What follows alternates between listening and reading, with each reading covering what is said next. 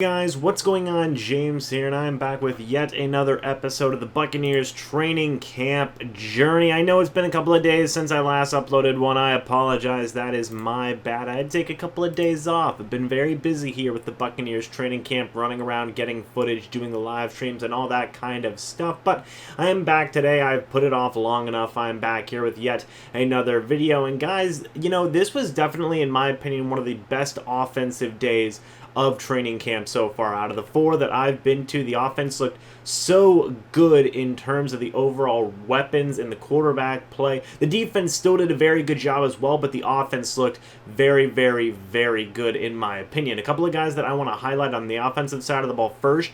Ronald Jones, okay, that's the first guy I want to talk about. He looked so good in this practice. One of the best practices and one of the best times I've ever seen Ronald Jones in a Buccaneers uniform. It was absolutely fantastic. He had a couple of very long runs. He showed very good ability in catching the ball. He did fumble at the end of one of his runs, which was very unfortunate, but still, the fact that he was able to break out of these tackles and break away on the long runs, he has that absolutely insane speed that he has. I think that this practice in particular, we saw the potential of what Ronald Jones can be for this Tampa Bay Buccaneers offense, and I think that it was very exciting, not just for the coaching staff and the players, but also for all of the fans as well. I was also impressed by a couple of the Buccaneers wide receivers a little bit further down the depth chart, specifically Spencer Snell and Justin Watson. Both of them performed really well. Now, this is nothing new for Justin Watson. He has had an absolutely amazing camp. He has done phenomenal. He's been making plays left, right, and center. Him and Brashad Perriman are really making a case to solidify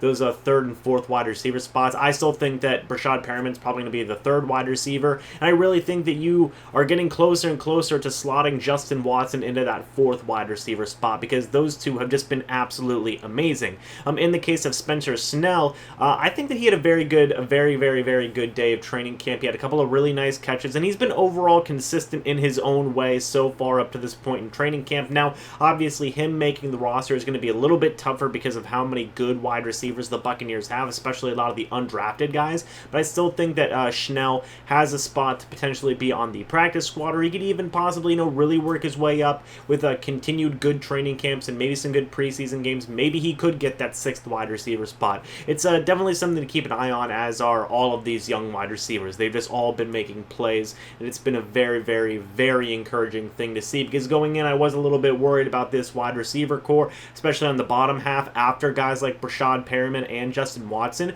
but these guys are looking very good in their own way, and it's been very encouraging.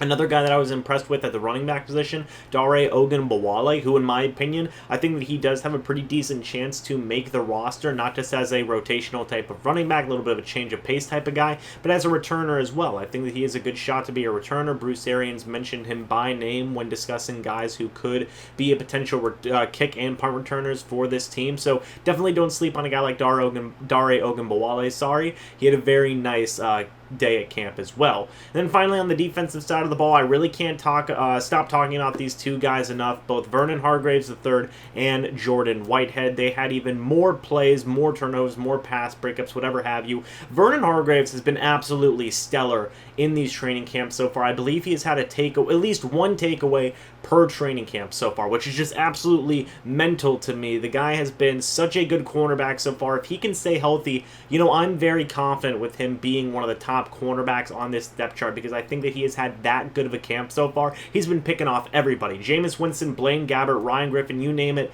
VH3 has picked him off in training camp so far, and I'm excited to see what he can do in the regular season. And yeah, guys, there you have it. Another day of training camp down. Again, I can't state it enough. The offense looked really good in this training camp. I know a lot of people have been harping on Jameis Winston. I know he's throwing picks in practice, and this isn't going to be a good year like a lot of people thought. No.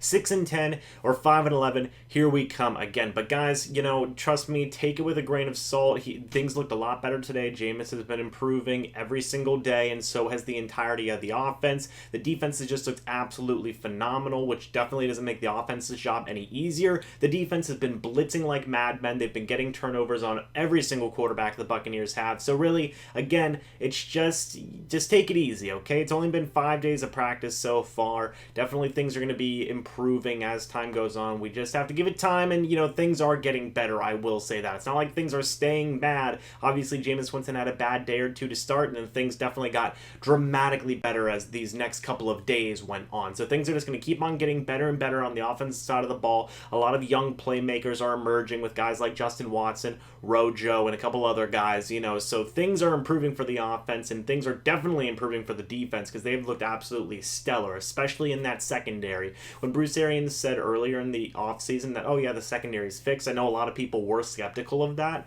but Vernon Hargreaves, Jordan Whitehead, Carlton Davis, Sean Murphy-Bunting, those guys are looking really good so far. Really, really good in my opinion. So I'm really impressed with VH3, Carlton Davis, Sean Murphy-Bunting, Jordan Whitehead. Mike Edwards has looked absolutely phenomenal as well. So I think that this secondary is in good hands. I think that the entirety of the defense is in good hands with Todd Bowles and the other defensive coaching staff. And I think the offense is in good hands as well, guys. So let's not overreact to a couple of interceptions. Let's not overreact to a missed pass here or there. Just take our time with it. The regular season isn't even here yet. The preseason isn't even here yet. So let's just take our time. Everybody looked pretty good in the fifth practice of the Tampa Bay Buccaneers training camp, and things went well. But anyway, guys, let me know what you think about this training camp down in the comments section below. If you haven't yet, go check out the live streams from day 5 of the Tampa Bay Buccaneers training camp. I definitely got some pretty good footage of some really good plays involving the Buccaneers playmakers such as Justin Watson, among others. But yeah, until the next video or the next live stream, guys, I will see you in the next one. But until then, and as always, guys, goodbye for now, and go Bucs.